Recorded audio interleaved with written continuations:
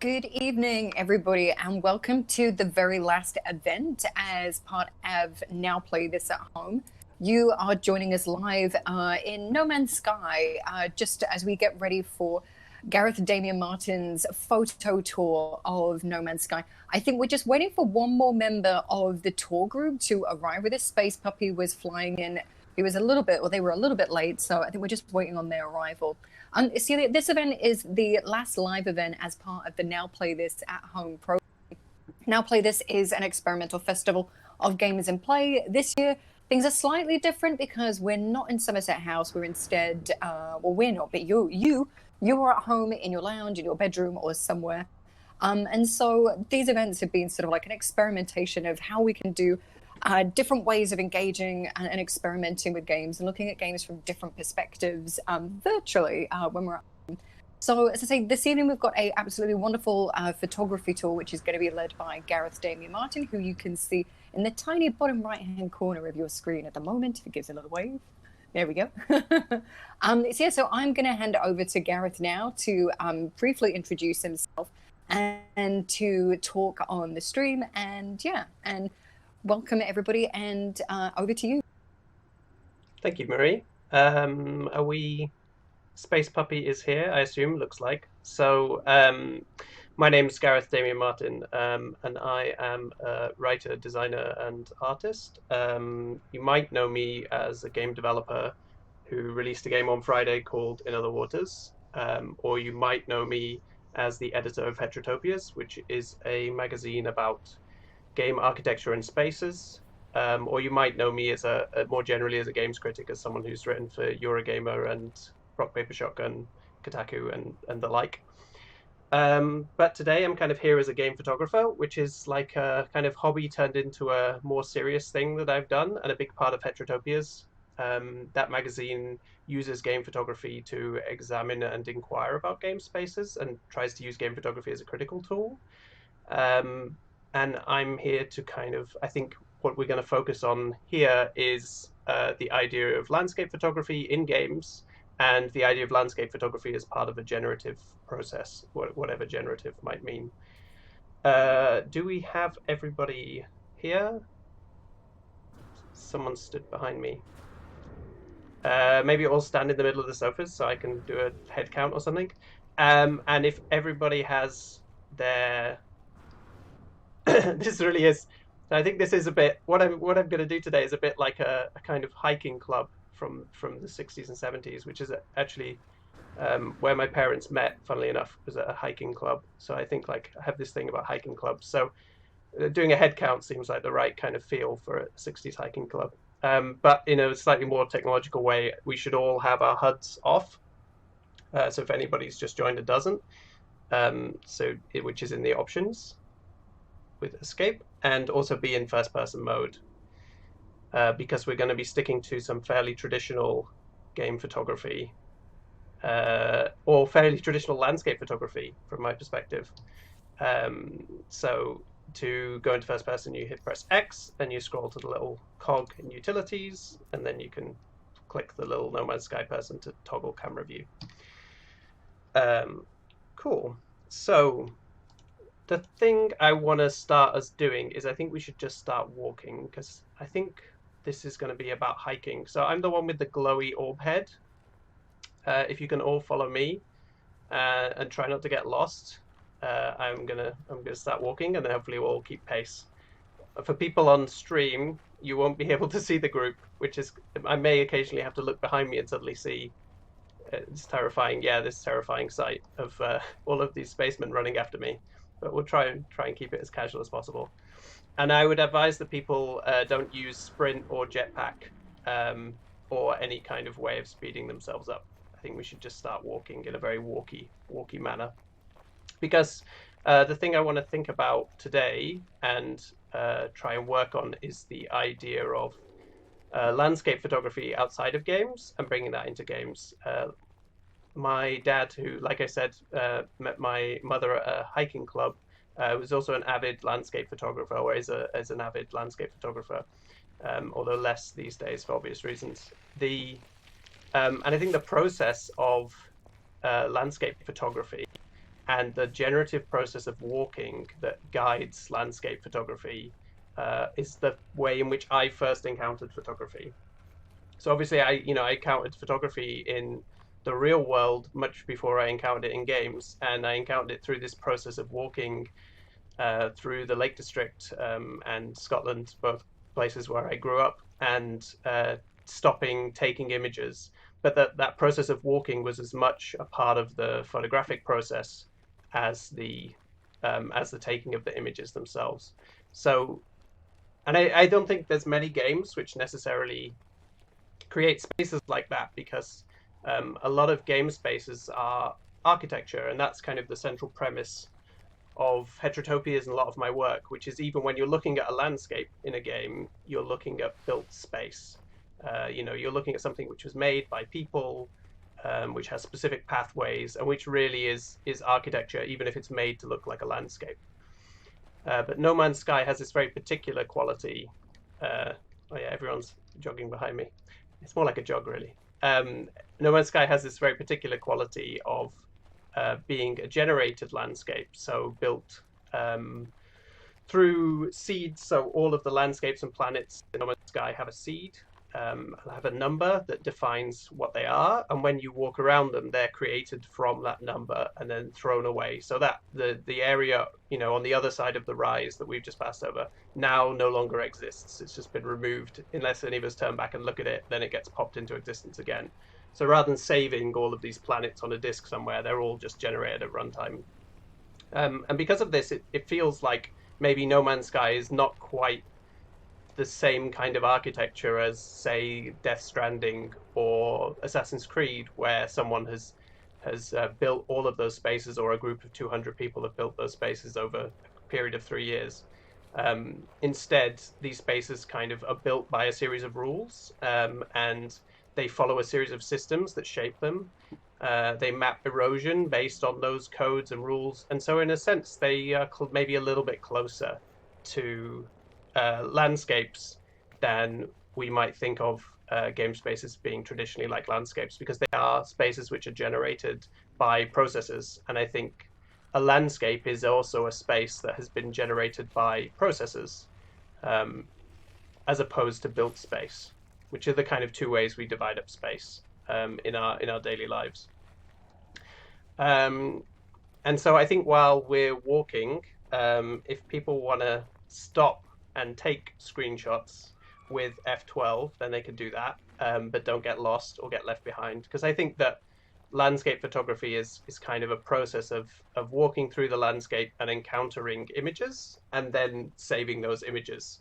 And that's often what I felt about the photography I did with my first camera when I was 8 years old. And that's something that I still feel about game photography, that it's important to encounter images through moving through space, rather than necessarily just lining up the perfect clean shot using a free cam and using that. So yeah, in fact, this valley is quite nice. Maybe we'll just chill out in this valley for a little bit, and people can take some shots. And don't worry too much about sharing them now, but maybe just stay within sight of me, and try taking some shots with F12 and having a look. A lot of the photographic work I do in games is done from this perspective, from the first person character perspective, rather than necessarily free cams, which a lot of screenshots on PC use. I think that's often because it's very easy for video game photographs to become like these very unreal images that are almost too perfect, that are kind of beautifully arranged and framed and have been used a lot of cheat engines, and that's a whole art form in itself in a way. But for me, I think there's something about being at human head height, and then maybe I don't actually know if you can crouch in this game or what the mapping is. Maybe it's control. Someone might know. But yeah, and then crouching to get a different angle, or physically moving your virtual body in order to line up a shot. Because I think that process is not necessarily just about it's not just a process about creating a beautiful image or a good image, whatever that might be. but instead is a process of kind of finding that image through the physical position of your body or your eye from a particular viewpoint. Everyone seems quite happily wandering around.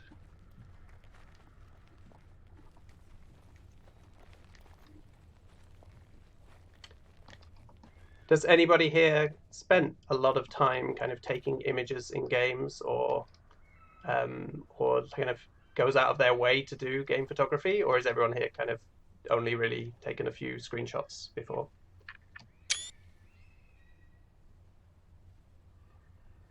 In the past, I've tried taking shots in GTA 5 and trying to get it so that with an Instagram filter, they're passable as a kind of blurred reality, and trying to see if I can pass them off as that in Instagram. Yeah. Are you are you aware of a project you might not be, a project I did called the Continuous City? Have you heard of that? No, do tell. Okay, that's cool. No, I'm not.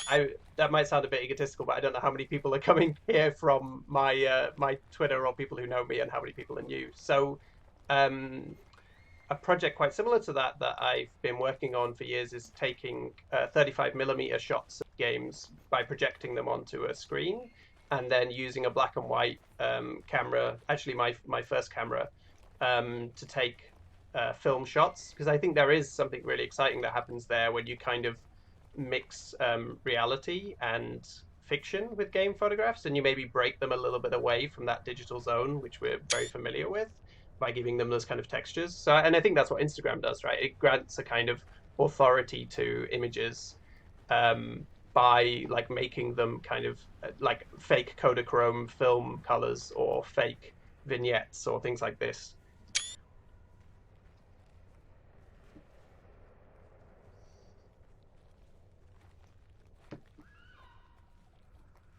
How's everyone's photography going? Is everyone taking some pictures? Or maybe keep walking for a bit. So I think we came from that beautiful tongue of land that's back there. So we'll keep going up here. Maybe try to get to a high point.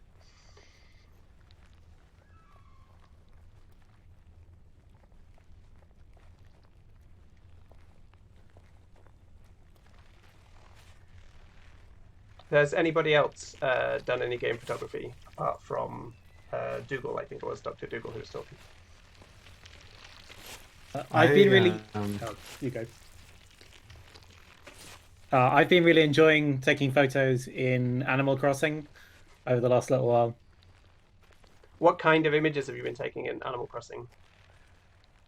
It's kind of interesting because obviously you're also like trying to assemble props or trying to set up the situation, so it's a lot more like portraiture, right?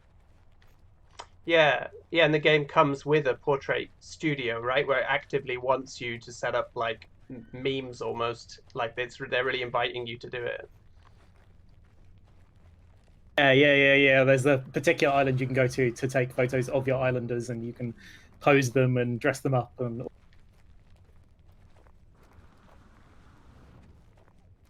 I wrote an article on Heterotopias a while back about because there's a really sort of uncanny quality to a space that has to be filled. Like it has to be big and it has to be full. Which game was that? Sorry, I think you cut out slightly. PlayerUnknown's Battlegrounds, PUBG. Yeah.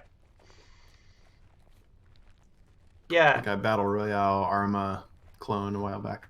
Yeah. I think that's definitely like the nature of a lot of game spaces, right? Is they're kind of weirdly, they're like a lot of photographs. If you take them without people in them, they're kind of weirdly absent of life, or they're like just the scale is really messed up. And like one of the things we're doing here, I think, like if we're taking images here, is we've got this like fixed frame of view. So right now, I'll just open up the options and we will see, like, we have got a 75mm lens, because that's our field of view. And it's probably something in the, so I can turn it down to like a 60mm lens here, which even then is like, I guess for landscape photography, that's quite a small lens, but probably people looking at the stream now will suddenly see that my images look 10 times more photographic, because I've just switched down to a 60mm lens, and a 50mm lens is kind of the standard photographic lens. And so field of view is always one of those things that messes up scale, because when you take images in games, you're often taking something with like a massive wide angle, because if you play a game with like a 50mm field of view, you'll go crazy, because it's almost impossible to navigate. It's like having a box on your head. And I guess that's why landscape photography is something that people naturally veer towards in games as well, because it's something where like the frame of view is all set up for that. Like the games are designed to recreate concept art that has this like wide frame of view, this very like landscape photography look.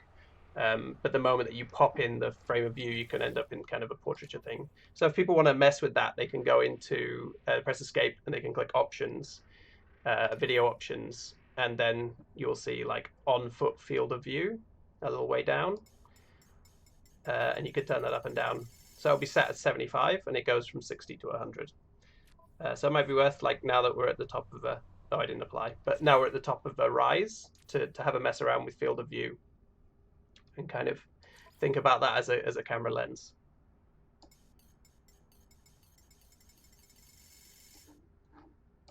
But you got to click apply, which I forgot to do.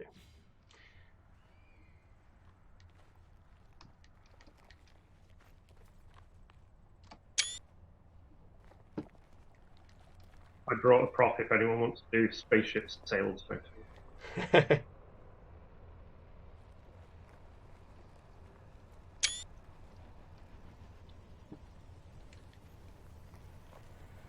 I also think that idling is kind of, just like idling in the landscape is kind of what leads to landscape photography. I think, like, for my father and for me as a child, that was like a big thing that just like makes you do landscape photography, because if you spend a lot of time in landscapes, you spend a ton of time just being there. And there's something about photography that enables you to filter or like reproduce that experience later, or just gives you like something to do, especially when you're a kid and you don't want to go on a hike with your parents. It's so much nicer to have a camera, because it's a good excuse to stop whenever you want and wander off whenever you want. It gives you this kind of agency. And I think that a lot of game photography also comes from the same instinct to actually just not be part of what's happening in the game and spend time just hanging out in the game. And then you kind of, games make us feel like we're very unproductive if we do that. They're constantly trying to drive us crazy. One of my favorite videos of a video game is this, I think it's Modern Warfare 2, where you're supposed to shoot some hinges and the person playing just wanders off for about 20 minutes and shoots a video. And the whole time, every maybe 20 seconds, somebody is on their radio going, shoot the hinges, because the game can't stand the fact that the player has decided to go off and do their own thing. And so I think game photography is always like a wonderful excuse to just like stop playing the game and go wander around and still feel like you're maybe being a bit productive, or that you're still playing a game. So you can just kind of gaze out over spaces.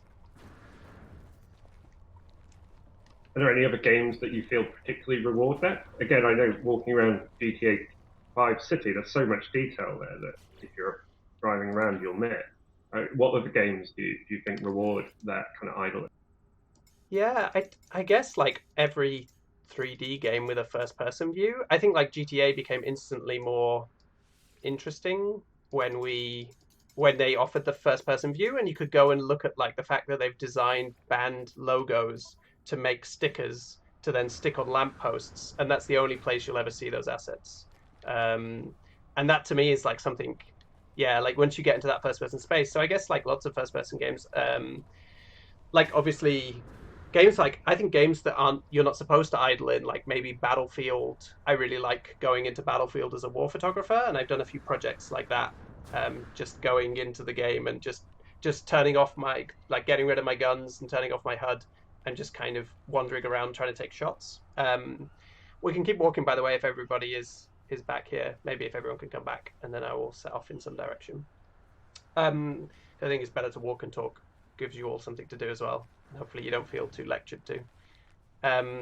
But yeah, I think those games where maybe idling is like the least encouraged are quite fun. And definitely idling as a photographer in Battlefield, it's quite funny to see that that often enemies won't kill you. Sometimes they'll just kill you out of nowhere, but sometimes they'll notice that your behavior is not really aggressive. You don't have a gun.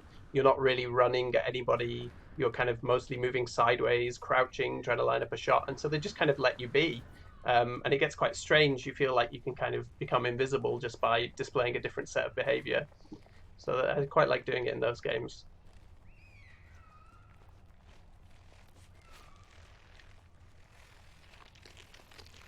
Oh, I've got a question from Twitch coming through on Discord.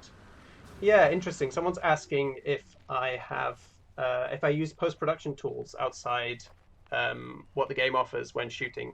And I would say that actually I tend to avoid it as much as possible.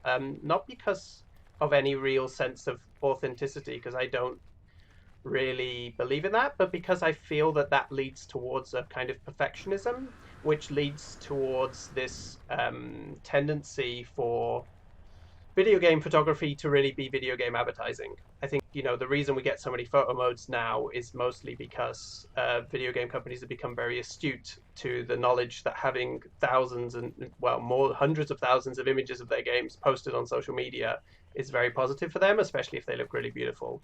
And so I think post-production is obviously, I would use post-production if I was, you know, for example, using a 35mm camera to take a shot of a game is a kind of weird post-production, right? I'm putting it through a process that might turn it into something new. But I guess I'm more interested in those conceptual processes of transformation than I am in necessarily going in and cleaning up errors, or because I'm really interested in the errors and how they work. And I've got another one from Twitch. Am I familiar with the game Tales of Off-Peak City? I am not. It has a very innovative camera system with exposure simulation. That sounds like I would like that. So I will look that up, definitely. Someone's asking me if the Continuous City will still happen. Well, so the Continuous City is a weird project because it's a book that was not funded on Unbound, so it failed at crowdfunding.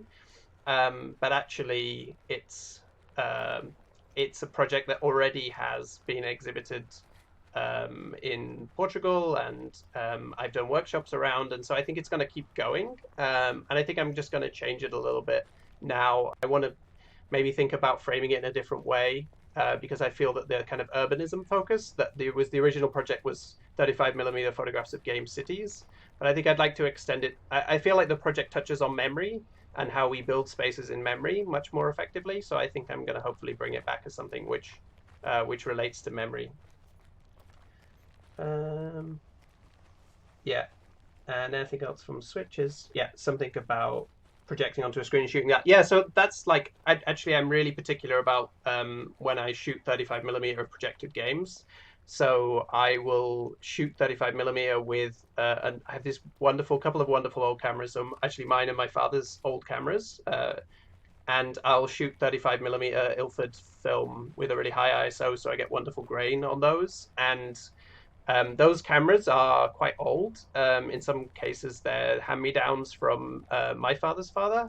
And so they have their own pattern of light leaks and their own kind of signature. And I think, you know, when I mentioned the word generative at the start, and when I think about generative, like that's one of the generative aspects of photography, right? If you're using an analog camera, you're combining a particular film with a particular camera, which has its own signature. And the older that camera is, and especially analog cameras, they will have their own signature elements. Like you'll notice that maybe there's a light leak that leaves a white spot on exactly the same place on every single shot you take with that camera. And I really like those generative elements. So I actually, again, wouldn't want to clean those up or do anything to them. So then I take those 35mm shots and then I send them away to one of the only analog labs in the UK that will still process those images in a traditional analog process, like in a traditional darkroom rather than digital darkroom. And it's only when they go on the internet that those are then scanned using a negative scanner. So every part of that process up until the fact that I have to put them on the internet because no one will ever see them is actually 100% analog from the projection to the point where if I was to do a print of it, I would do an analog print. And that's, not necessarily again about purity, but it's about the qualities that are generated through those kind of processes. I think that's the point of that work. It doesn't mean that I think you can't or shouldn't do those other things, I think it just means that those are the processes I'm interested in using to generate. So that's like one way of thinking about things as generative. So maybe now is a good time to share a few images from that people have taken so far. Or maybe actually tell you what, maybe I'll give you a bit of free roam now. We're nice and high up, so I'll be able to see where you are. I feel like I'm being very parental. Yeah, so now that you can use maybe mess around with your frame of view, and yeah, go and see if you can find some images. But again, no photo mode or anything like that. If you want to jetpack to the top of a rock, I think that's fine. But yeah, maybe look for some images that interest you in particular, rather than necessarily trying to produce something that you think a landscape photograph should be, or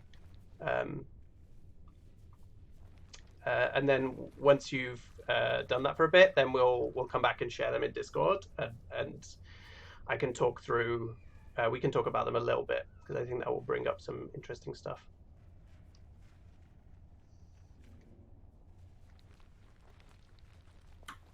How did you settle on this planet, or did you like? On this planet, yeah. So I wanted to pick a slightly random planet, but I knew I wanted something that was not just really ugly or like really aggressive. Even though we're in creative mode, it's really annoying when predators are constantly trying to punch you in this game. But I was attracted to this one because it has mountains, and for me, like, landscape photography is mountain photography because of where I grew up, I guess, which is not necessarily true, you know, but it's just like naturally for me, when I think of the Lake District and I think of landscape photography, I think of nicely arranged mountains that are performing nice compositional arcs, and that's kind of the formalist element. So I wanted something with mountains, and I happened across this one. And it also has some nice birds and some like ambling creatures, and it reminds me a little more of the early days of No Man's Sky, which I played much more obsessively when the game was a bit more empty. But I find that you can easily get back to that by you know, turning off the HUD. Like, all of a sudden, all of the things that are in this game, of which there are now thousands, seem like they might not even be there to me. I mean, there's a few maybe annoying exploding plants or like glowing plants, but they could just be mysteries. We don't even need to think about their crafting value.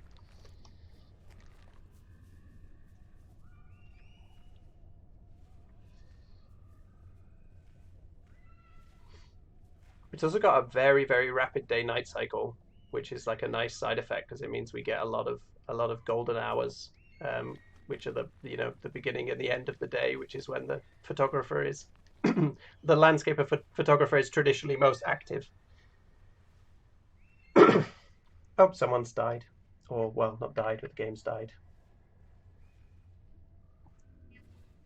Okay, cool. So maybe now people can go into that folder that they made, and they can choose an image, or maybe if some of the images that people have posted, if they feel like that's their favorite image, they could repost it. I'm just gonna, for my reference, I'm just gonna make a little mark in the Discord, so that I know that everything below it is the image that people have chosen to discuss. So if you could post one image when you're ready.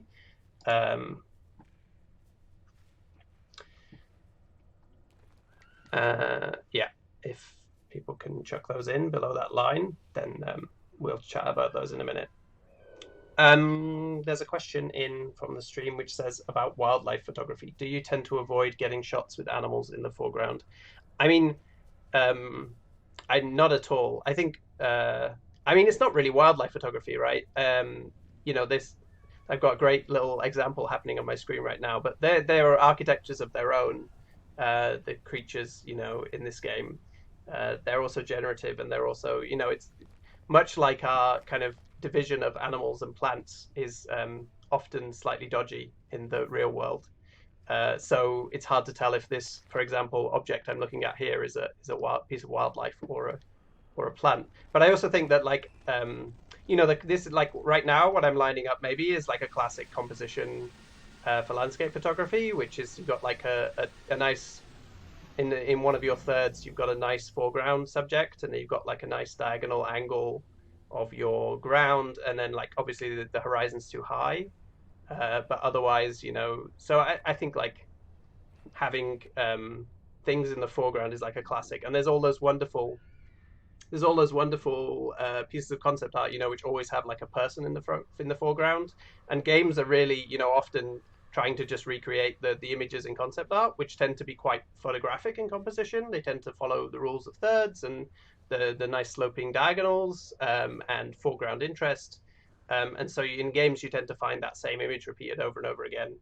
There's even a wonderful blog about concept art that's called The Adventures of Stickman, because in the foreground of every piece of concept art, there's always a man with a long stick, which is as a compositional aid. It's like a classic art school compositional aid. And you can basically find thousands of pieces of concept art with Stickman in them. So I think we probably have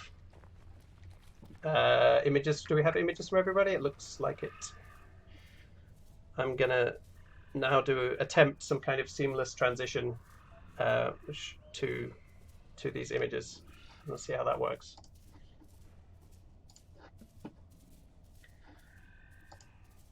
Okay. So the first image, I don't see anybody's names now. The first image is from Joe. So maybe Joe, if you could tell me like why you chose that particular image to post.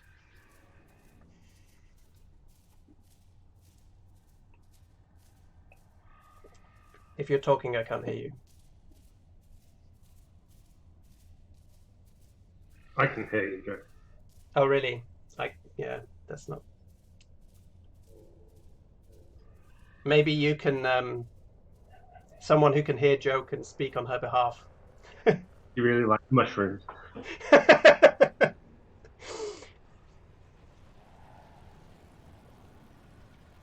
That's the explanation. We really like mushrooms. Yeah, I think there's there's a compositional thing going on with the planet, right? Probably. Yeah, I definitely can't hear Joe. Sorry, Joe. That means nobody can hear you on stream either. I don't know why that is. That's cool. Maybe we'll just move on to the next one. Sorry, Joe. The next one is Dr. Dougal's. Which has some foreground people. Tell me about this, Dr. Dougal. I just like the line, the kind of sloping hill. The clouds just came in at the right moment, and I was lucky enough to catch it. It just feels like a kind of strong kind of geometry composition. Yeah, it is, right? Like, I think so much about landscape photography is about it's like, for me, it's like almost, because I guess what I haven't said so far is like, it's not like I'm some huge fan of traditional landscape photography. Actually, I find it like this amazingly formalist thing, which is all about putting the same elements in the same place, no matter where you are in the world, which is kind of like bizarre, but quite relevant to video game photography, because I tend to find video game photography is also about reproducing the same images. You see that path that happens from concept art to game, level design, to then like pathfinding for the player, to then make sure they see that vista, to then the player playing the game and taking a screenshot at that exact moment because they see that vista and they see that it is a beautiful composition. And then that image gets posted on the internet, and there's this kind of wonderful conceptual arc that happens where this single image is like passed through all of these people. And it's kind of the same as like famous landscape photographs, which are like constantly reproduced by people without knowing that they're reproducing it, right? Like in everyone's collection, there is like who's like been to Loch Lomond or whatever, there is like the view of Loch Lomond from like this particular rise at one end of it, and things like that. You find them repeated over and over again. And in this one, you can kind of see like I feel like it's annoying me slightly because I really want to nudge it slightly to the left so that we get all of that tree in the shot, and then we lose this like dead zone to the right of this coral creature.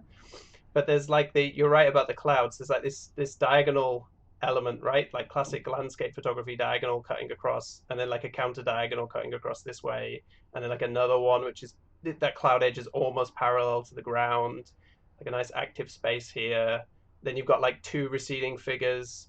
You know, the first one could almost be Stickman. So like we're in like a very formal zone here, which I think is interesting to see. But I think it's a nice image. I'm gonna go to Daniel's. Oh, this is definitely increased frame of view, right? I think so. They jumped. This is from when I had it at. Sorry, you're slightly cutting out. I think I'm getting voice very badly here. I had it at 100 for a little bit, and I think that's what the. Cool. Is there anything you want to say about this image? I liked the sun setting, and you can sort of see that on the light on the left side.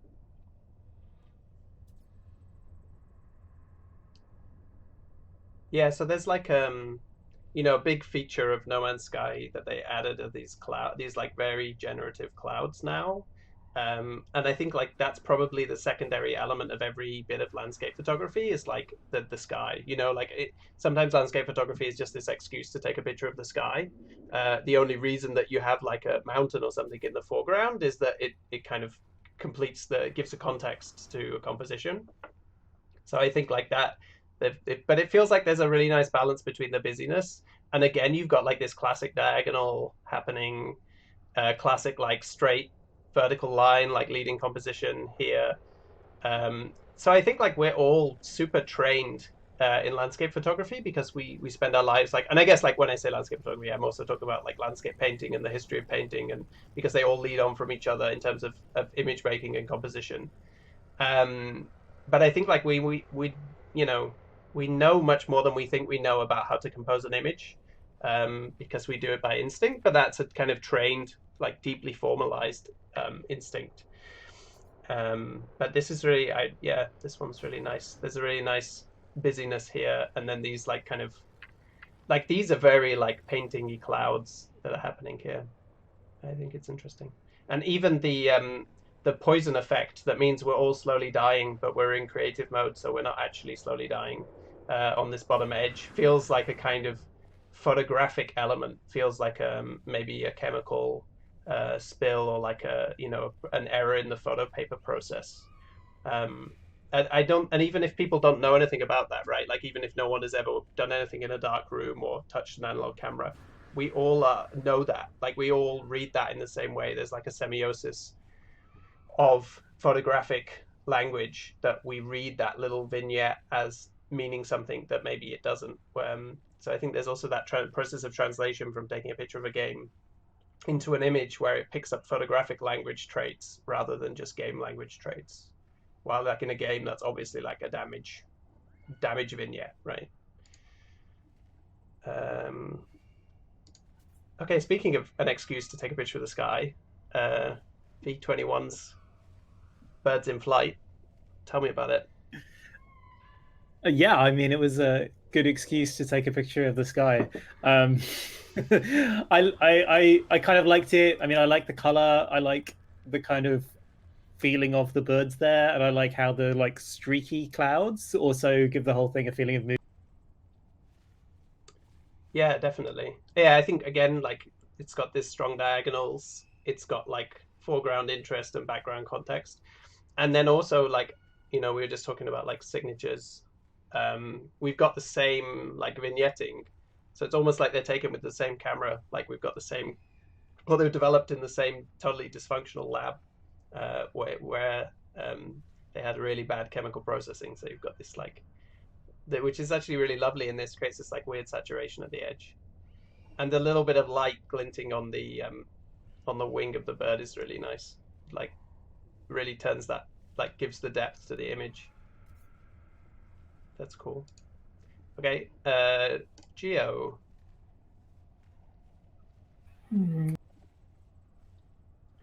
Well, basically it was the only pictures I had, not of the big landscape or of the... So, and I just looked down this moment, there was this cave and seemed interesting. So Yeah, I think this feels like it speaks to that sense of the importance of like walking as a generative process. Like you can kind of it communicates that moment, I think, that like of encounter of like what is this thing inside the cave, right? It's but that like something you wouldn't have necessarily like gone and framed that shot. Like you wouldn't fly around and be like, it's very unlikely that you're kind of gonna go, okay, I'm gonna take this shot, and it has like imperfections, compositional imperfections that come from like that. And then also, you know, in terms of our reading of like images, I think there's like that thing about head height, right? Like in games, developers work incredibly hard to make sure that head height is feels right in their game world, and so that's why I think it's nice to stay at that height, because I think it gives that relative sense of scale. And I think we often read that in images without knowing, like even if like any other photographic language element, I think when an image is taken from approximate head height, I think like the human brain kind of knows what that feels like, and so it feels much more in a photographic zone.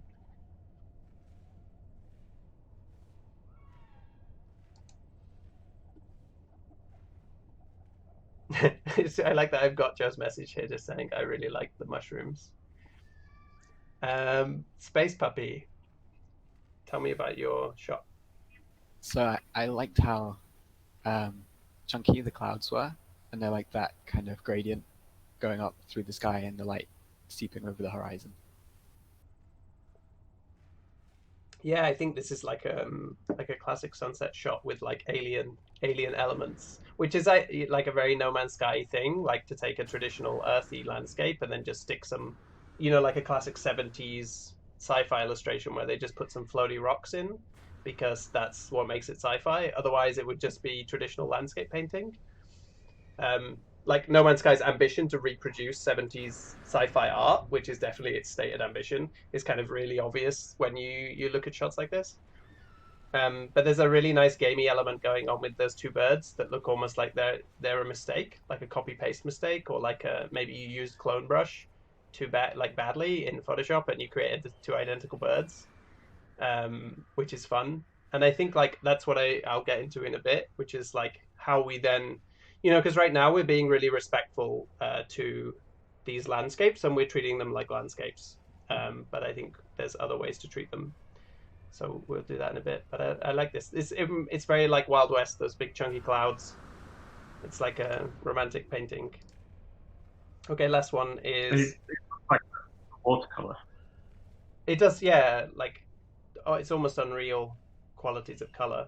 And I think that's why like game photography also like just like connects up with painting in a really strong way. Like I've definitely written before about the connection, for example, between Destiny's skies, which had these like beautiful painted skyboxes, and like the work of romantic painters like John Martin, who were really interested in like the expressive quality of painting skies as like apocalyptic or like grand events. So I think there's like, yeah, sometimes like games seem to skip over photography as a medium because they connect so directly to concept art, which connects so directly to classical composition. Maxfield Parrish vibes, says Daniel. Exactly. It's definitely the zone. Oh, Joe posted another one. Is that because you also like things that aren't mushrooms, Joe? Oh, I don't think I can hear Joe at all. But yes. She's now in text.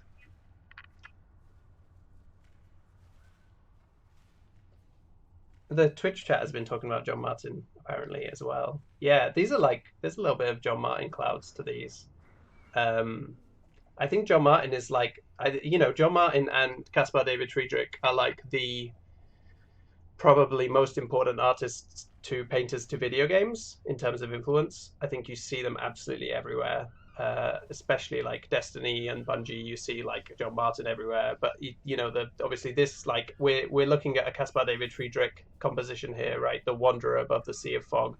We've got like our foreground explorer, gazing over the landscape, which is emerging from a kind of vaguely foggy, this case kind of toxic alien fog, but it's basically the same principles. So that's actually like a good, thanks Joe for this one, because this one actually is like a perfect image to end like the first half of this, in the sense that I think we're, this is like a classic landscape photography, painting, compositional zone that we're in here. Like, this is treating it as a landscape, and this is super formalist. And I think that formalism is like naturally generative, right? Like you have all of these very specific rules, which mean that yes, you have a small space to move, but it means that you create like images out of it. But I'm much more interested in, and I'm going to switch back to the game, which would probably be black for a little minute, but I'm much more interested in generative, in another sense, which I think comes naturally from games, which is that we are now actually just not looking at anything which is even close to a landscape, counter to what I was earlier saying, because we're looking at like a skinned meshes, and probably like these textures are quite interesting because they're kind of like these weird repeating voxel textures. And so there's also this element of digital materiality to video game landscapes that I think is really interesting, and is a big part of Heterotopias, and what I try to explore in that, which is this concept of digital materiality. So while we're looking at something that is not a landscape, it does have material qualities in the sense that there is a kind of consistency to behaviors. There are the way things are, and those ways that things are not the same as reality. They're only pretending to equivalence maybe reality, or in this case, like the reality of a painting. And so we can actually like make an inquiry with photography into like what kind of space this is. So rather than just saying like, okay, we're gonna arrange some nice photographs of this space and make it look nice, maybe make it look even nicer than it is, and therefore like entice people to buy the game. We're actually, gonna say like, well, what kind of space is this? Because it is a space, even if we can't enter it. And we can maybe ask some questions about it with photography. And I think that the big thing that video games have given us for that recently are photo modes. And there's this kind of wonderful, I'm going to turn on the photo mode. There's like this wonderful process that happens in games where like all of a sudden AAA games have been like, hey, we're going to just give you a free cam, which is something that like feels unprecedented to me. Back when games just like you had to hack free cams in, you had to spend hours on PC, or you'd like open up the debug console and like get God mode and no clip before you could do this and just like ping around the world. And now it's just something people offer for free. They're quite happy for you in like Horizon Zero Dawn or Spider-Man to just stop in the middle of what's supposed to be the equivalent of like a cinematic experience and just like start flying around freely in the space. Which is obviously done for kind of commercial reasons, also done for the showing off of the work of artists that might not otherwise have been visible, because games are these massive industrial productions. But it also gives a space for us game photographers, or maybe us game critics really, to use these tools to figure out like what these spaces are. So to figure out like what the hell these textures are, or like what are these lines that are happening here, and like what are they aesthetically. Like if aesthetically we're just reproducing those book covers, but what else can we reproduce? Or like what's the new aesthetic that's hiding underneath the old aesthetics that are being recreated here? So everybody can go into photo mode with Z, I think. Ooh, I'll just do it again. Oh no, sorry, it's X. So if you hit X, and then you scroll to the camera, and then you get this menu, and then you should probably press left shift. There are a load of crazy settings in there as well, like moving the sun. And if we all start moving the sun with F, then we are all independently moving the sun. That's what like you guys won't see me pinging my sun around the horizon, and we're all now in separate existences where the sun is in a totally different place, which is kind of surreal.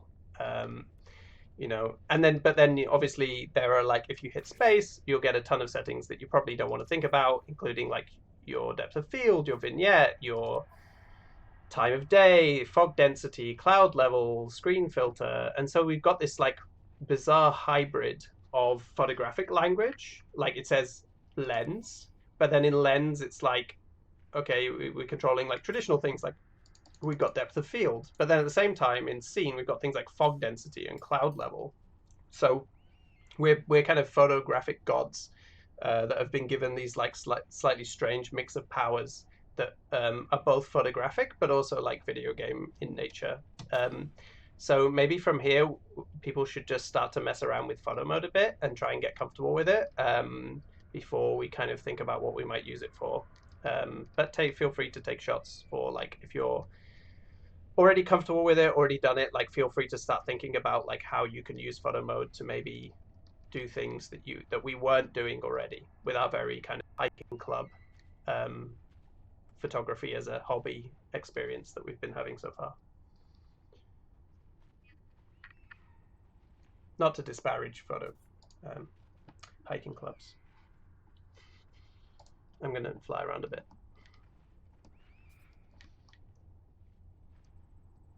In photo mode, can other players still move around? Yeah, so like everybody is in real time in photo mode. So even though we're all still like weird zombies right now, people could just like run around and start building bases and doing stuff. I think I don't know if like maybe the game helps support this, but like the moving of the sun, I think is like one of those wonderful things that comes from No Man's Sky's like slightly strange reality where nothing is baked in and things only exist when you look at them. This kind of like bizarre quantum reality. And so I think moving the sun is something that's allowed by that because it's just moving the position of a light within your instance. But yeah, it's people can just happily run around and do what they want. You can only go so far in No Man's Sky's photo mode, though. You can only get as far as this little grid thing that I'm about to hit will let you, I think, unless they've removed that feature. Oh, I seem to be able to get really far now. Okay, well that's new since last time I played it. Oh yeah, no, I've hit it. Yeah, so you can see this like, again, like, so like, you know, like, speaking of digital materiality, like this crazy orb that I'm creating by photo modding, like, this is as much part of the landscape as the landscape, right? Like, it's only our video game brains which are like, yeah, but we're not supposed to look at that. We're not supposed to look at like the HUD prompts, or we're not supposed to look at any of those other things.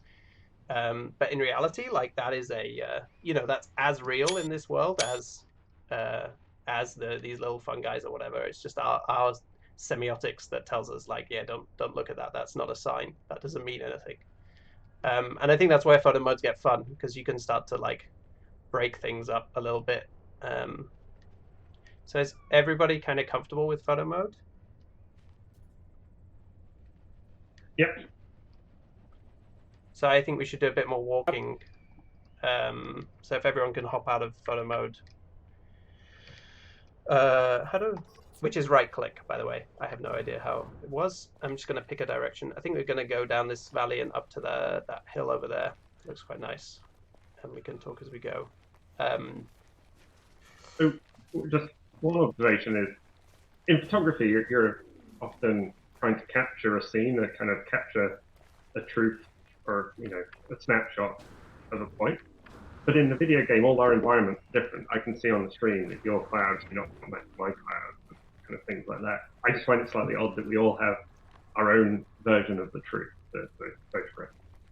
Yeah, I guess that that is very, yeah, no, it is odd, but I think that my personal feeling is that photography's relationship to reality is slightly overemphasized. And it's something that maybe is also trained, you know, like we understand that the language of photography in the same way that we understand the language of fiction, and how it relates to reality. So there's a lot of stylistic elements which we kind of read in photography, because I think that a lot of, when I think about the work that I do as in game photography, I often think about people like Hiroshi Sugimoto, who did a photo series where he went into the New York Natural History Museum. And he took an incredible large format camera and a load of lights, and he set it up in front of the dioramas of the like extinct animals. And then he took these beautifully lit exposures. He had them turn off. He did it at night, so they had all the lights off in the museum. And he just opened the lens of the camera for the large format camera, which, like, a large format camera, if you don't know, is like takes an image on a plate. So it's like the way photography used to be, like Ansel Adams or like classic landscape photographers from like the 50s or before, like they would take images using large format, and he just left the lens open and then used light to paint those images. And the images that are resulting are these like incredibly beautiful images, which are like totally unreal, but they're pictures of dioramas. And Hiroshi Sugimoto never made those dioramas, or like they're not real in any sense. But I think even just in documenting them, he absolutely transforms like what they are and what they mean. Even though he doesn't do anything particularly elaborate with the composition or the framing, just by transitioning them into the photographs, they become like insanely real, and kind of like also insanely creepy and surreal. So I think there is this quality of photography that it's very transformative and not necessarily.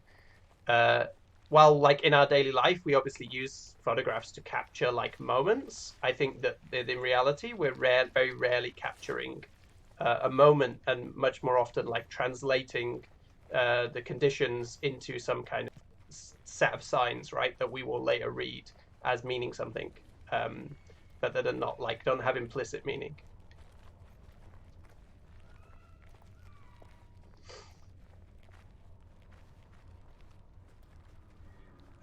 Someone asks me if I tried photo mode in Control, but that's limited to an area around the player. Yeah, I really like photo mode in Control. It has this insane black and white filter, which is like absurdly aggressive contrast ramp. I took a whole series of shots with that because I kind of love the limitations, because it makes the game look like almost broken. And yeah, it's obviously a very photo. It like really suits the brutalist style of that game. But yeah, it has a really strange photo mode, but it's a very beautiful game, so it kind of it's also like very enticing to photograph. Let's find a good spot. Is anybody in this like chat or in stream or anything, is anybody just like, no, you're wrong, or like I think you're talking nonsense, or because that would also be fine. If anybody has like feels like they have a counterpoint they really want to make, or they're like, because I also don't want to just this is a very like, it's a difficult, because people's voices aren't necessarily coming through, it can be a bit lectury, but I don't want to necessarily just be like, these are the truths, and I'm the boss of game photography, because that's very much not the case.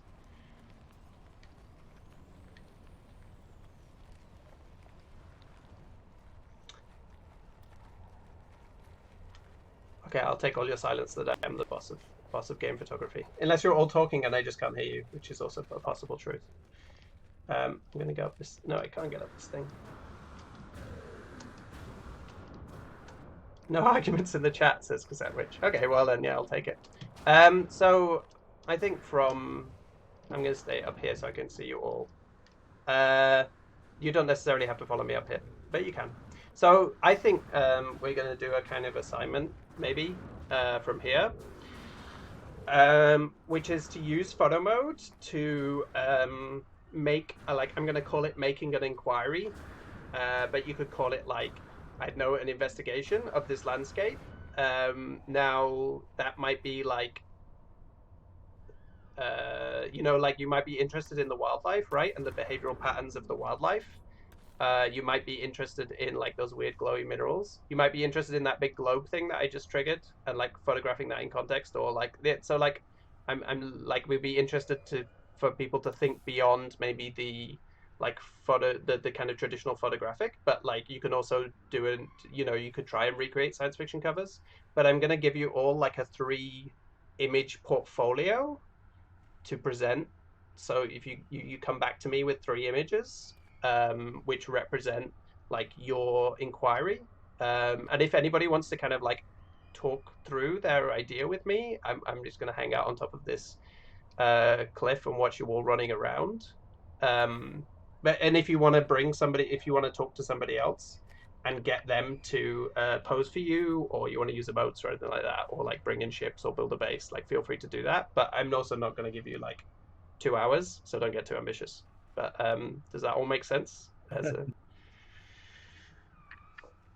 Yep. Yeah, that makes sense.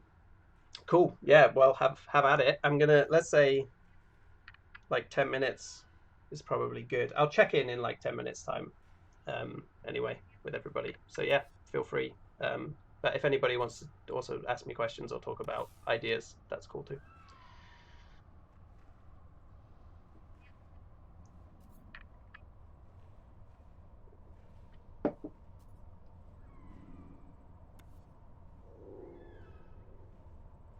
If anybody feels like that's too hefty a prompt, like I would just recommend just going into photo mode and just being like, what is it that catches my eye, and then just following that little breadcrumb trail around. I realize there's not going to be much to watch because a lot of people are now just going to be standing here like astrally projecting into the air around me, so I don't know where any of you are now, which is like slightly creepy. What's the assignment? Oh, can Joe not hear me at all?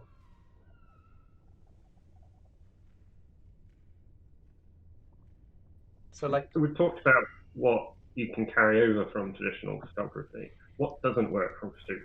You know, what have you tried that Ansel Adams or whatever would have tried, but doesn't really gel in this kind of virtual world? Yeah. Let me just go through the assignment again, and I will answer that because Joe's saying she doesn't. What's the assignment? So I think, like, just to put it really simply, because yeah, I'm quite rambly, is like a 3-image portfolio that highlights some specific thing about this landscape. And when I say this landscape, I mean a No Man's Sky landscape that is this planet with all of the qualities it possesses. But you can just focus on any one quality or element of that.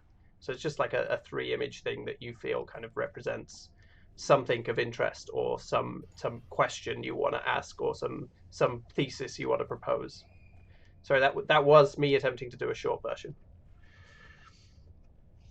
So the question was, sorry, I've emptied that out of my brain now.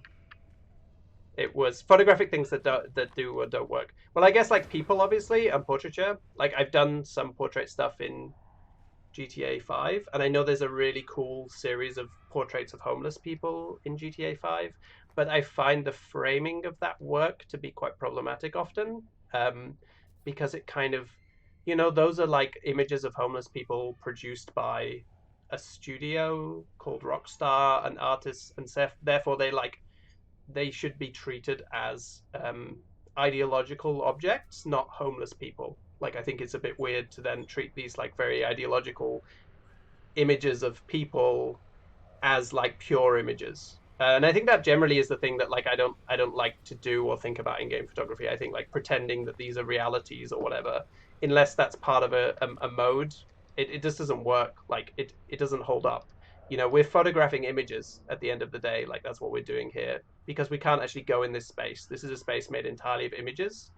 Like a computer is simulating a space, just in the same way that you can't go into a film, right? Like films may feel like they have spaces, but they're not, not spaces. So I think anything with people is really difficult if you're going to try and, because you run the risk of recreating things which have emotional impacts for people. So like images of homeless people's faces, for example, might be like a very emotionally like complex image for people, but what you're doing is you're really you're creating a kind of Ouroboros of somebody who's an art director for GTA, like looking at images of homeless people, and you don't know where they're coming from. Like, yeah, they may have done their research, or they may have just been like, this is how they look in this film in the 70s, and I really want that look because that's the atmosphere of my game. And then you're reproducing those. I think you have to be very aware, and generally I think with games that is something to be cautious of. Cassette Witch on chat or streams asks, how could people maybe take this task into other games on their own? Yeah, I think you could easily do this portfolio thing, and I think portfolios are a really good way to think about photography that maybe people often think about singular images, but I think portfolios and photo essays are quite well used in artistic photography. Like photo series and conceptual series are like something very common in the photographic world, and they create a space that allows you to maybe get away from just the idea of creating a beautiful or powerful image that just has an instant response, which is what people are really obviously very familiar with and is very common, but I think is very problematic because it plays into like an image culture which is non-critical.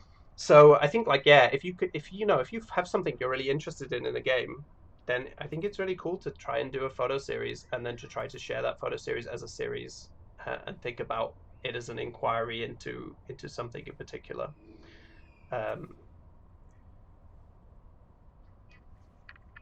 Question from Marie.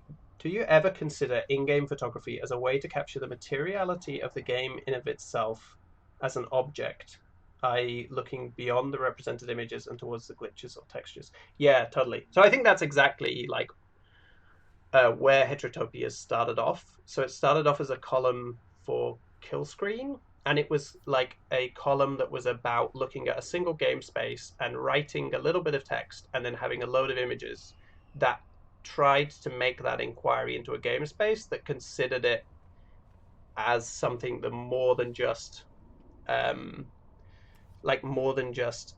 what it says it is. So if it's the kitchen in Uncharted, like how can like I break that away from the context of the game?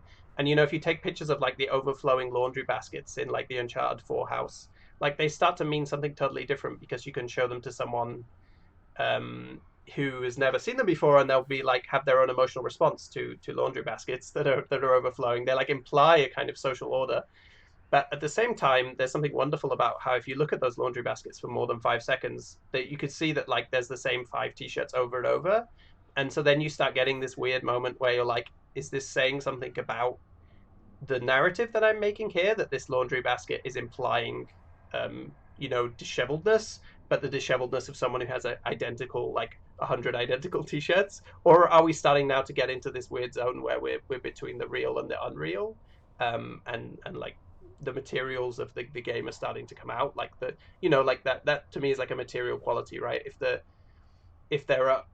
the texture library of the game is only a certain size, then that means that there is only enough space for a certain amount of textures, which means that that's why you don't have like 1,000 different t-shirts or whatever. And it's also like demonstrative of the labor that involved in the game. So actually like a photo of a laundry basket can start to become like demonstrative of like the entire industrial process of making games. Obviously you need to frame that or like qualify that somehow, but yeah, I think like that's the real power of game photography for me, as it becomes like a really genuine tool for inquiry. And it's really hard to write material that like does that same thing, while with a few images you can really start to pick on that.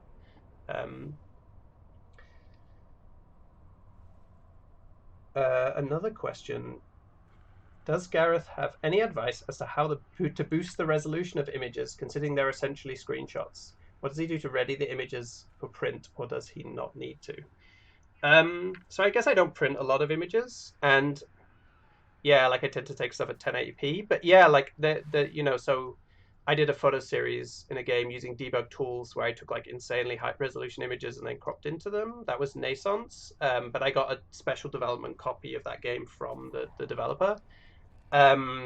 So I think like usually there are tools for doing that, and there's like NVIDIA has like Ansel, I think is NVIDIA's one, which allows you to boost the resolution of screenshots significantly. So and there's lots of hacks that you can find, like the Dead End Thrills forum is a good place to find stuff like that. But Dead End Thrills for me is like very much in that zone of like, they're beautiful images, but they play into this idea of like images which are almost more beautiful than the game itself, and I feel like that gets very advertising-y for me. But I think that the angle there for Duncan is that he's taking images of artists' work, like he wants to demonstrate the quality of the artist's work, so he'll up the resolution in the game to the point where the game runs at 1 frame per second, and then he will spend 3 hours like getting the shot in place so he can take that insane piece of art, which becomes some kind of maximalism thing in itself.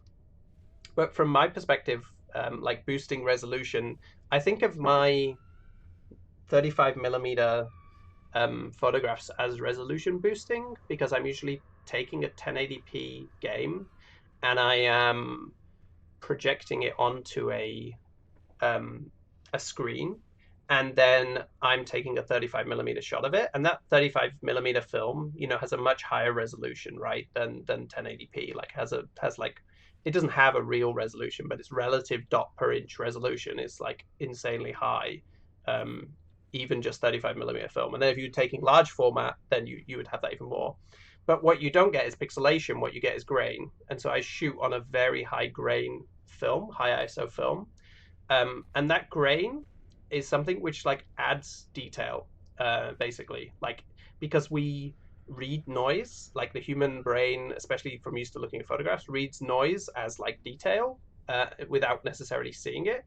And so you can take a 35mm of a 1080p image and you almost upscale it to photographic quality, because all of the spots where there isn't enough detail turn into just grain clouds, and that's how like all the continuous city images end up looking like super real, to the point where, like, you know, a lot of, like, I've had questions with those images where people were like, are these the cities that those games were based on?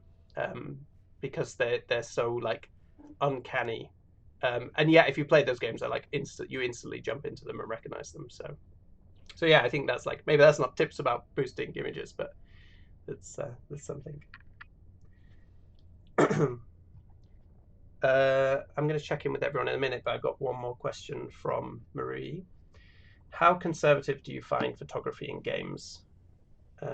How experimental can you be? Or is that not so much the point as pushing the medium of games itself?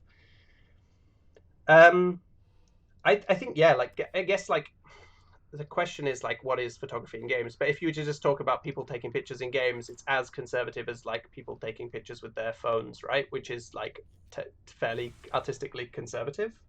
Oh, it's from the chat. Oh, thank you, from Kane Station.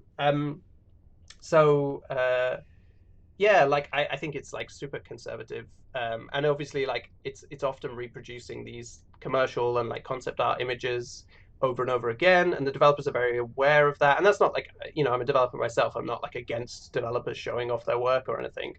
I just think that, like, if we're gonna talk about game photography, then the reason I use that term photography is not because I think it's about cameras, it's because I'd like to connect game photography to a history of photography. So like the work of Hiroshi Sugimoto, the work of like conceptual photographers, whose names I will not be able to remember, but there's like a wonderful piece by an artist where they took a photograph of a billboard of the Marlboro Cowboy. I think this was done in the 70s, maybe the 80s, and it was exhibited like as a photograph of a cowboy, right? But it was a photograph of someone else's photograph of a cowboy that is typically on a billboard with like a Marlboro advert attached to it, but the photographer just got close enough to the billboard and then taken the photograph of just the cowboy, like reframing them in the context. And to me, like, that's game photography. So I find it to be an inherently conceptual space. I don't think you can, like, I think even if you're just taking like a nice image for like Twitter or whatever, you're kind of taking like a weirdly conceptual image, because you're engaging with like signs and systems, and you're engaging with like the generative quality of images, and you're engaging with photographic techniques such as depth of field. In a you know, depth of field is a side effect of photographic lensing, right? But it is something that we now think of as a inherent quality of the photographic image, and therefore, like, you know, if you've got an iPhone 7 Plus, then it will fake depth of field for you when you put it in portrait mode, because that looks more like a photograph than before. So yeah, I think there's like an inherently conceptual space. So I guess I answered that question in both directions, because I kind of said that they're both very conservative but inherently conceptual. So I don't know if that makes sense, but hopefully it does a little bit. Someone's nodding along very much so on stream, so that is excellent. Good, I'm very glad. How is everyone doing with their assignment?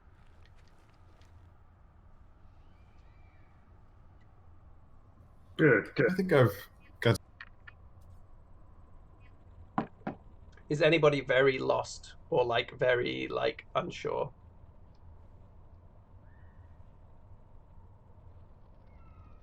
Good. Is anybody definitely done and now totally bored and just messing around?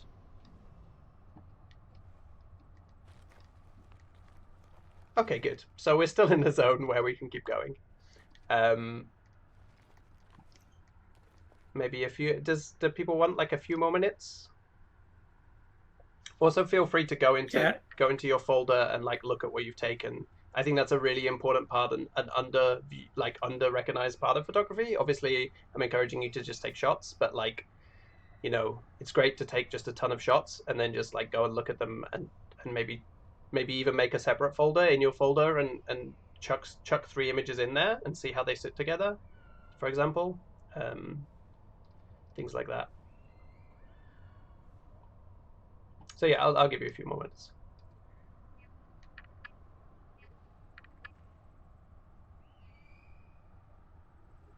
We're getting some like, I don't know if people can hear it on stream, but there's these great eagle sounds, which makes me feel like I'm in this kind of weird Monument Valley thing that's going on with these big curvy Monument Valley type geoforms.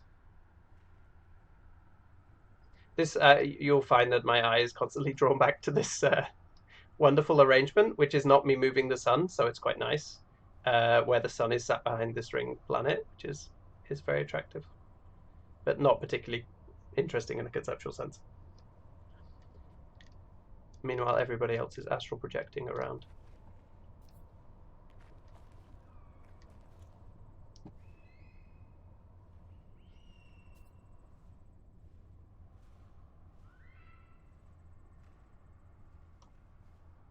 Oh, Dougal disappeared, yeah. Is he only just got back in? Okay. Yeah, I crashed out, but I must confess that I was in Lightroom. Sorry. You were cheating. Well, that's not really cheating. I created use of non-game mechanics. I think it's acceptable as long as you declare it. You know, I won't dock you marks for it. It is fun to try and use game mechanics, though. One of my favorite sets of images we ever had done for Heterotopias is some by Dan Solberg, where he used the photo mode in Horizon Zero Dawn to like just break all of the particle effects in the game, like get inside them and then record these weird looping videos that are like these incredible psychedelic images. But there's a kind of wonderful balance between the naturalism of what those digital effects are trying to produce, right? Like those are the effects of like water splashes or wind or dust, but which like in the game we read as those things, but in his photo series Dan kind of gets inside them and breaks them up a bit, and then you know, you kind of start to see them as something else, and then you realize like how far they are from nature. They start to totally fall apart as representations.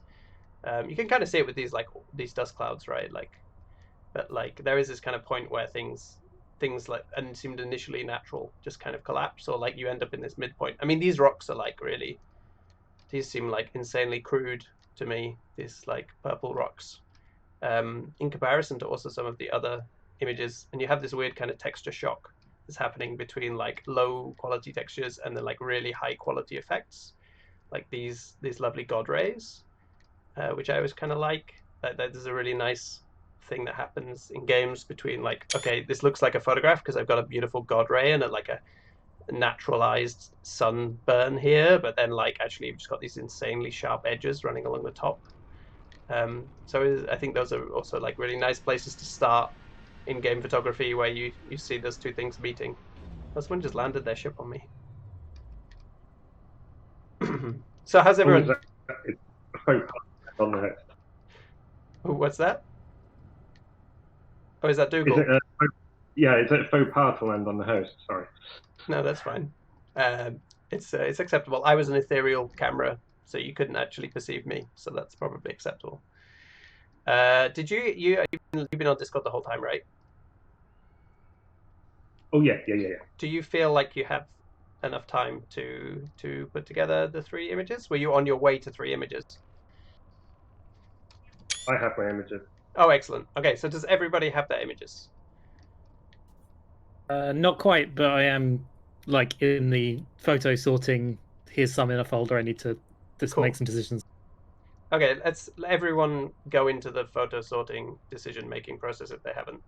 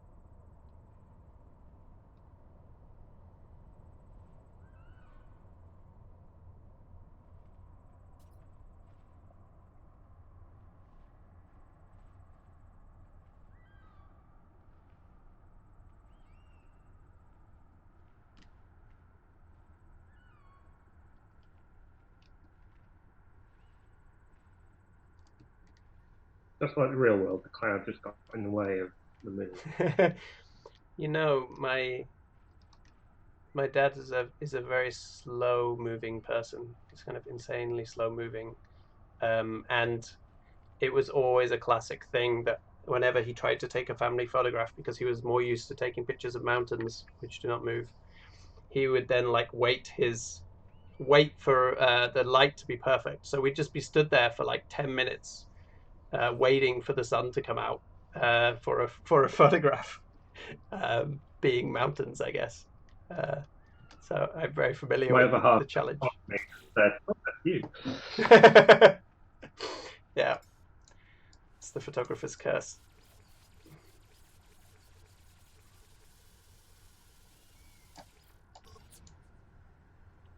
Oops.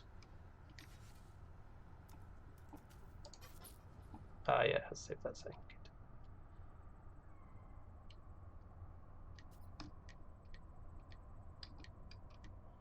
Yeah, so I think what I'm just doing right now while we're waiting for everyone is maybe demonstrating that like thing I was just talking about photographic language and digital like materiality of like these really jaggy plants, right? And then I've got this like depth of field thing going on that kind of starts to get a bit like, what world are we in here? Like, this is obviously not reality, but there's, you know, we recognize some of the signs here as, so maybe like there.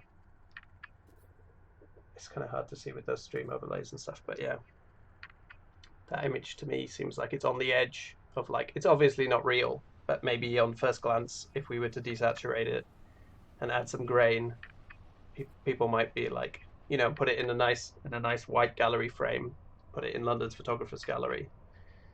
I think you'd have a hard time for people to guess. Anyway, it looks like people are starting to post photo series in the chat. Is everyone doing that currently? Try to be careful not to interrupt other people's series if you can.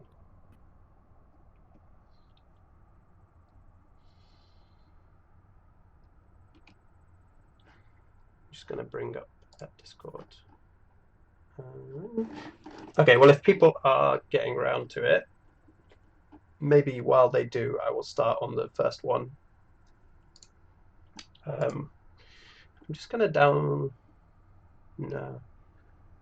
Okay, I think I'm just going to zoom in so we can view these as threes, because it doesn't feel wrong to bring them up by one.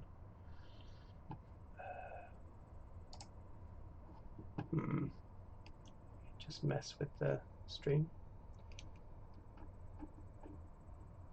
Okay, you just, maybe that's not the best way.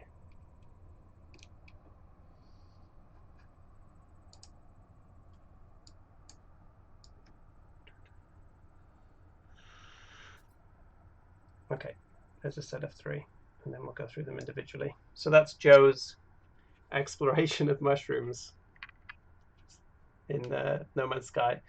And I probably still can't hear Joe. Joe, make a noise, see if I can hear you. Nope. It's unfortunate. But maybe if somebody else can hear Joe, they can like type some things. So we have this one, which is, the first one is like third person, I guess, or in photo mode, and that could be somebody else.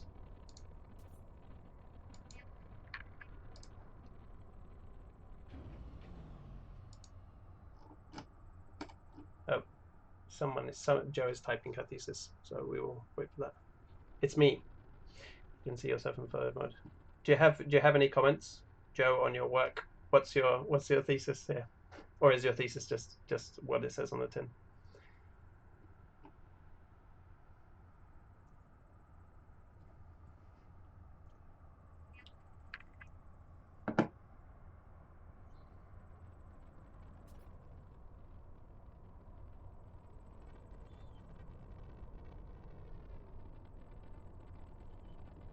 Okay, so it says pretty much what it says on the tin. I try to get varied environments. Yeah. I mean, this is like, we're in a kind of like, almost like, maybe this is the fact that I just launched a game about xenobiology speaking, but this feels like a kind of xenobiological series of like here is the flora of planet whatever. Somebody said it in a wonderful way earlier, and they remembered what the name of this planet was, which is impressive. But yeah. Joaquin XV. There you go. Speaking of generative, that is a name which is generative, and as always, like generative things relate to formal things, so that tells us more about what we expect planets to be called rather than necessarily what a good name for a planet is. It's usually something vaguely non-Western sounding combined with a number. That's the traditional Star Wars approach. But these are cool and very landscapey. Okay, so Dr. Dougal, did you were lightrooming in order to desaturate your images, right? No, this is out of camera. I used the real camera. Like the photo mode? And so this is photo mode, and then I use a Fujifilm. That's the kind of black and white film simulation. Fujifilm.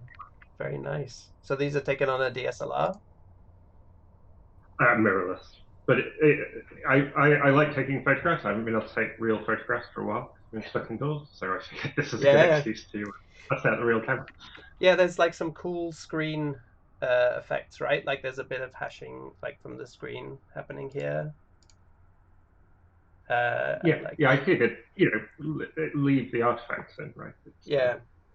Which is nice. I like the so like this is a great example. I think like at the bottom of this image is like the edge of the screen, the monitor, but it looks absolutely identical to a misaligned negative in a photographic sense. So I think like this is also really fun where you start to get this crossover of languages. Did you have a specific thing you wanted to do, or you just wanted to explore the taking the like off-screen images? I was trying to get the kind of the group in situation. Kind of here we are, we're in this beautiful environment, kind of gazing upon it. So these are all the kind of theme, I guess, is us juxtaposed in the kind of grand vista somehow. Yeah. I think black and white is always like in-game photography is an interesting thing because it like really engages with that photographic language, but it and obviously like all like the artistic photography tends to favor black and white because of that ability to separate, to create a kind of critical distance between the subject and the artwork, and it has the same effect in in-game photography. But as always, like it's one of those things which you have to be careful with, like overusing, right? Like you don't want to just use it for no reason. But I think these work nicely. I really like the way this last one, the exposure on the camera you're using has like blown out all of the details completely, so it gets quite vague. Yeah, I think that's an interesting, like you were saying about the color, right? There's a lot of color in this game, so it is interesting also just to see what you're left with when you remove that color. Yeah, totally. Cool. Yeah, those are nice. Okay, V21 in a conceptual mode here.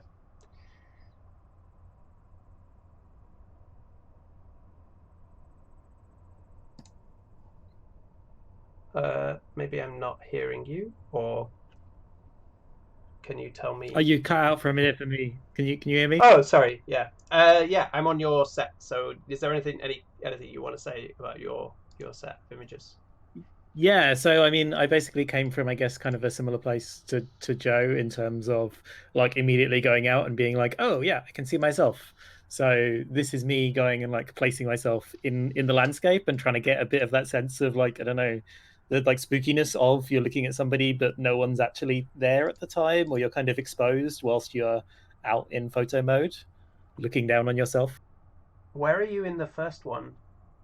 This one, you can see me up in the kind of top middle. Oh, you can see the shadow. Cool. Yeah. Nice. I like the really graphic blue flowers in this one that are like, they look totally unreal. Yeah, it's really cool to be able to see the like pattern that they've been laid out in. Yeah, and that's obviously like all of the stuff in No Man's Sky is like, there's like the compositional rules that they followed because I as a No Man's Sky obsessive, I kind of read a lot about the art director, his work, and he kind of followed like book cover compositional rules, which are about often when you never have a tree on its own, right? You always have a tree, and then nearby you have a shrub, and then you have like maybe some rocks, because you want that like sense of scale and the sense of growing kind of compositional drama, and you want the diagonals. And so like everything in all the landscapes in No Man's Skies are almost designed to be photographed, because they're designed to look attractive from every angle. And so these like little like this little wall of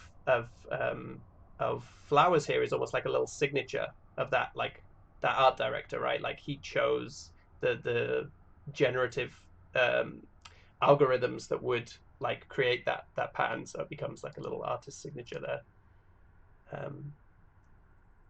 Yeah, for sure. These are cool. I really like the color in the third one. They're just like massively saturated red.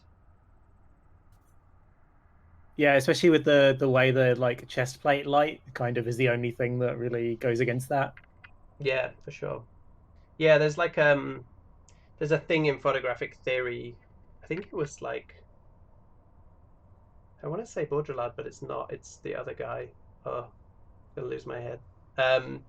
But which is this idea of a punctum, which is like there's a point in an image, which is like the point of interest.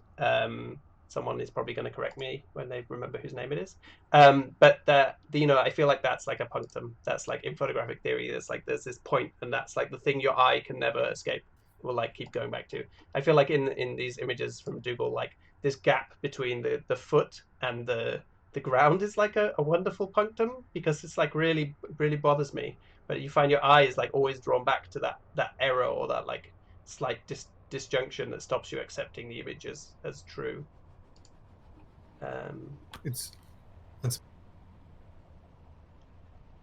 Roland Barthes. It's Camera Lucida. Yeah, it's Bart. That's right. I knew it was a famous intellectual man whose name began with a B and was French, but there's quite a few of them around.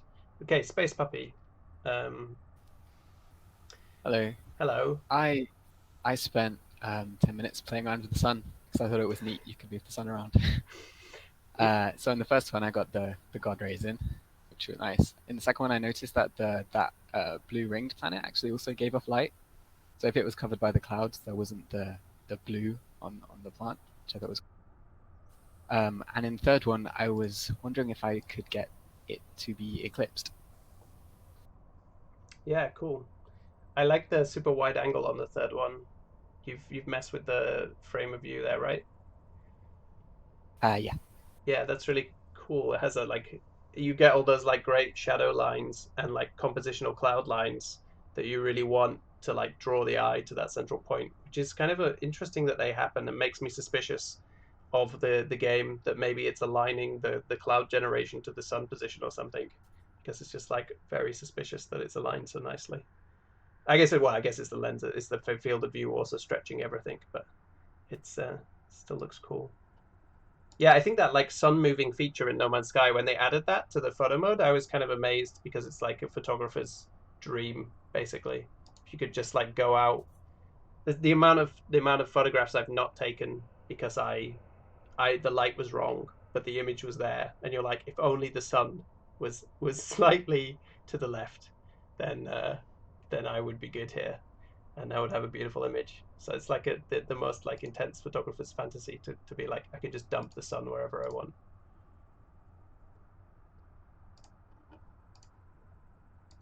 Okay, cool. Daniel, 3 views on sponge plants. Tell me about these. I had started out looking at there are some plants that do like fog. Mm-hmm. They spit out some kind of gas, and this isn't them, but I caught these while I was looking at those, and I kind of liked, I don't know, they're shaped kind of weird, and they have, in this third picture you can see some texture artifacts on the tips, so they're wrapped like that. Yeah, so I got a few different views, mostly in the lowest possible field of view, and with the fog and depth of field turned pretty high. Yeah, exactly. Like photographic, right? Like you're giving yourself a nice close lens, and and you're like replicating this like photographic depth of field. So instantly these images look super photographic, and that I think that makes like this line, for example, this like 100% sharp line, feel really like, wow, that's wrong. Like it looks like someone just chopped half your picture out. While like maybe some other points of the image, like maybe down here, you could look at and you could be slightly convinced that that's like a real black and white photo a little bit. It's kind of like the lighting is authentic, or there's like nice interaction between the different elements. Like that feels like it's bringing out some of the materiality. This one is really cool with the fog like catching the light, the little edges. You'd mentioned the Bart with the punctum and the studium, and I think that a lot of screenshots, when we start talking about digital materiality, there's clearly something that's in many cases something that's supposed to be the focal object of the photo, and then it's some other thing that really grabs your attention because there's this weird line or this weird texture artifact or this weird particle artifact or something. Yeah, totally. And that's like the thing, right, about the punctum. I think the example I remember is that he gives is like of a German soldier who's like been shot, a sniper who's been shot, and the photograph, it's a press photograph. I think it's my brain is very bad with names today, but I'm pretty sure it's the famous D-Day photographer, Kappa. I'm pretty sure it's a Kappa shot. And the thing that he talks about in that is it's not the soldier who's at the center of the frame. It's actually the little pool of blood which is running from him towards the towards like your feet as you know, as you stand in the image, because there's something really unnerving about the way the blood is kind of running towards you. And he writes a whole essay about that bit of blood and how it's approaching you. And how it creates the image really is created by that detail, which is not the focus. So yeah, you're right. I think that's the way it works. Okay, cool. And Sophie.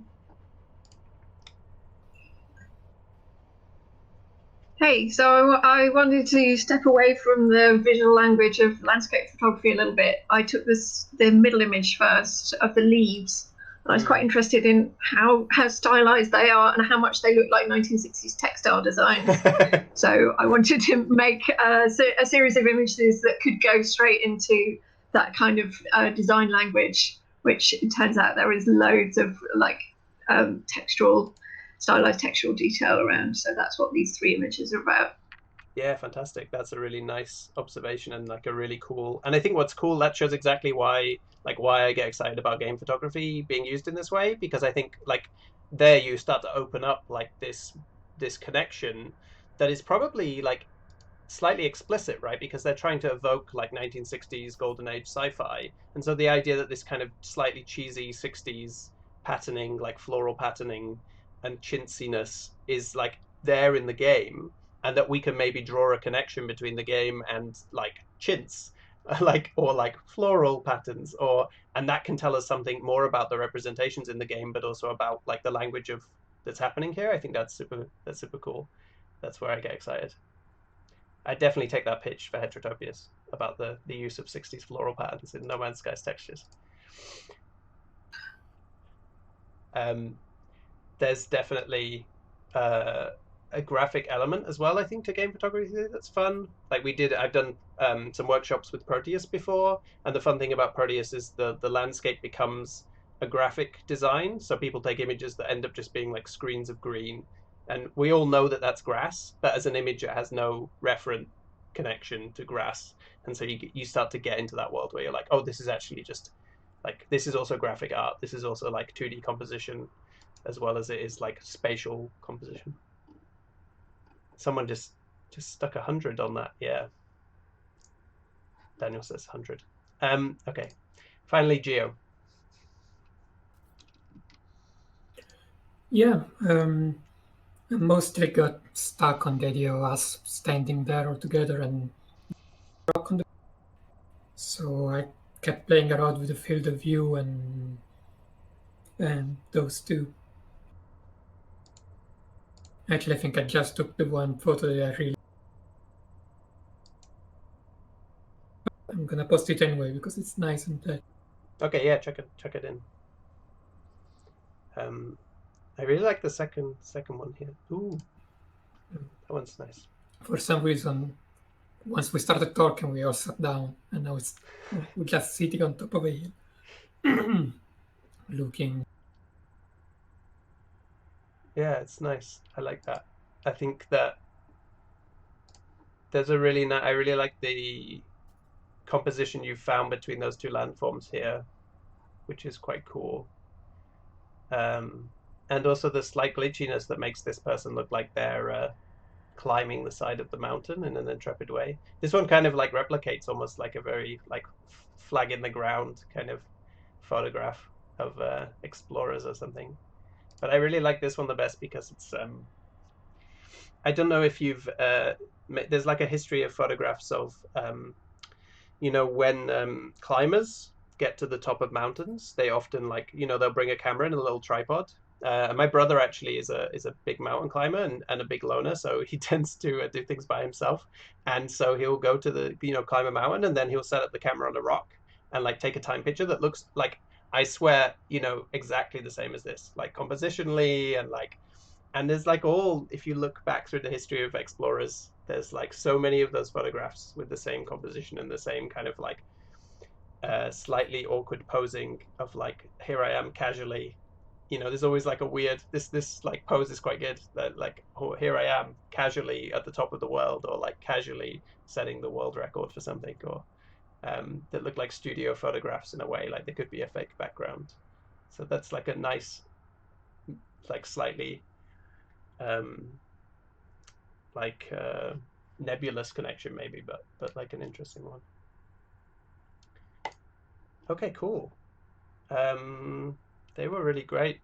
I think that's all really interesting stuff. Oh wow, I forgot that I was in this. Oh, nobody can see what I'm looking at. Okay, let me just swap back to the No Man's Sky exploration view. But yeah, I think those are really cool. Hopefully that was like interesting for people to do. Does anybody have like any questions or like anything they want to say? Because I think otherwise I think we're probably out of time. I'm stretching it right now.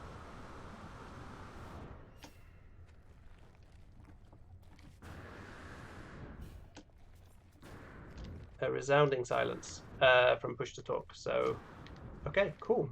Yeah, I think that you know, I would encourage all of you to maybe like have a go at doing more.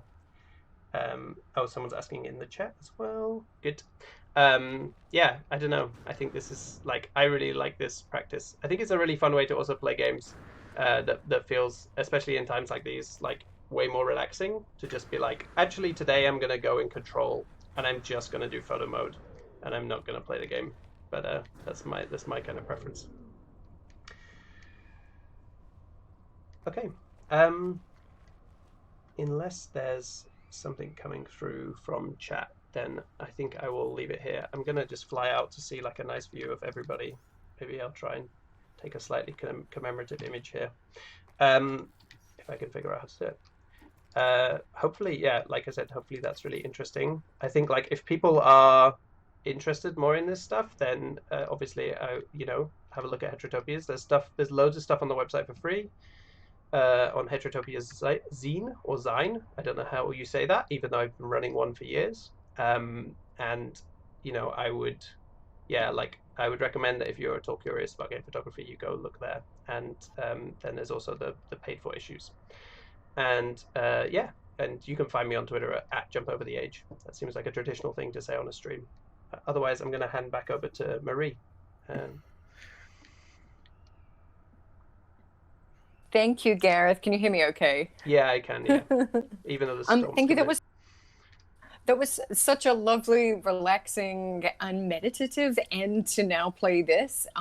It was really lovely to spend Sunday evening just watching everybody on a nice, calm hike, taking photographs. I have to admit, I did get some mild anxiety listening to the request for the assignment. It was like, oh God, I feel like I'm at school and I haven't done my homework. But also a little bit jealous of not being able to, or not taking part in the photograph or on the tour as well.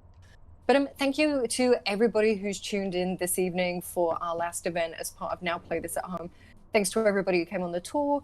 And of course, thank you to absolutely everybody, all the artists and creators and game designers and so on, who have contributed to Now Play This at Home over this weekend. Obviously, it's been a huge undertaking for sort of myself and the rest of the Now Play This team to obviously transition from what was due to be sort of an in-person festival at Somerset House to a festival that instead is taking place sort of virtually and coming into people's homes live. So obviously, a huge thank you to Sophie Sampson from our production team, Joe Summers and Nick Murray, who are all of our wonderful producers. So we'll just give a little clap to those guys. Thank you to our festival supporters and sponsors, Somerset House, where, of course, we should have been this weekend, but who have also very kindly supported the festival in a virtual capacity, to the Arts Council, to the British Council, and, of course, to London Games Festival, who have all continued to support not just the original festival that sadly didn't take place, but also the virtual festival as well. And whilst we weren't able to put on the full festival program as it was originally intended, we do still hope sort of, obviously none of us really know sort of necessarily how the rest of the year is going to play out, but we do hope to be able to still maybe bring that festival to you in some form in the future. But yeah, so for now, obviously, thank you to everybody who's taken part and supported the festival and for tuning in. We have up on the website, obviously, the listings of the Now Play This at Home selection. So there's still some games and activities and workshops which you can check out there, which you can play ambiently in your own time. And also on the website, we do have the full list of the 2020 sort of official selection for the festival, which was due to take place because it was still really important for us to celebrate all of the artists, the games designers and creators who were sort of part of the official selection for the festival. So please do go in and take a look at those works. Some of them sadly didn't translate from the virtual or from the physical to the virtual quite as easily as other works. So there's those works that are up on the website for you to go and peruse and find out about a range of different artists. But yeah, so what a lovely closing shot for the festival. We're not sort of just packing up cables in Somerset House. Instead, we're gazing upon a group of a photography tour stood on the top of a rock on, I don't remember what the name of this planet was, but yeah, so thank you so much, everybody. And yeah, good night. Thank you, Gareth, and thank you, Marie, and the rest of the festival team. This was wonderful. Good night, everybody.